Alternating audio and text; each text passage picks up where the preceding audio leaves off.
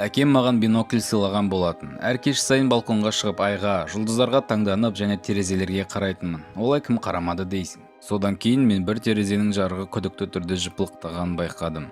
Жарық біресе өшіп, біресе жанып тұрды. Ал менің осы терезеге бинокльмен қарағаннан кейін ол жыпылықтауын тоқтатты. Терезеде бір қыз шашын тарап теріс қарап тұрды. Фигурасына қарағанда ол әдемі болды, сондықтан тағы шамалы қарап тұрғым келді. Бір кезде ол бірден артқа бұрылып тура маған қадала қарады. Мен қорқып кетіп терезенің алдынан артқа қарай секірдім. Оның жүзі қорқынышты еді. Көздері маған қарап тұрды. Олар үлкен және шығыңқы болды.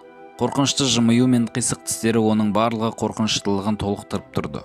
Содан кейін ол терезенің алдынан жаман, қисық жүріспен кетіп қалды. Мен перденің артында тұрып, не болатынын бақыладым.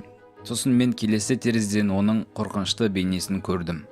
Содан кейін подъездегі баспалдақтың жанынан барғанда жарық жыпылықтап кетті. Мен бинокльмен үңіліп қарап, үрейлендім. Ол әлі де қарап тұрып маған қарай жүгіргендей болды. Мен оның баспалдақпен жүгіріп түсіп келе жатқанын көрдім. Ол жалтақ жүзімен бәрібір маған қарап келе жатты. Үйдің алдындағы жарық жыпылықтап, оның қисық фигурасының кіре берістен қалай шыққанын қарап тұрдым.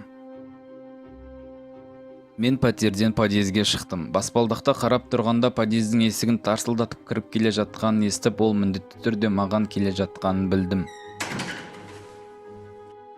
Қызығушылығым қорқынышты жеңіп, мен төмен қарадым, ал ол маған қарады. Мен жүгіріп пәтерге кіріп, есік алдында отырдым. Тым-тырыс болып қалды.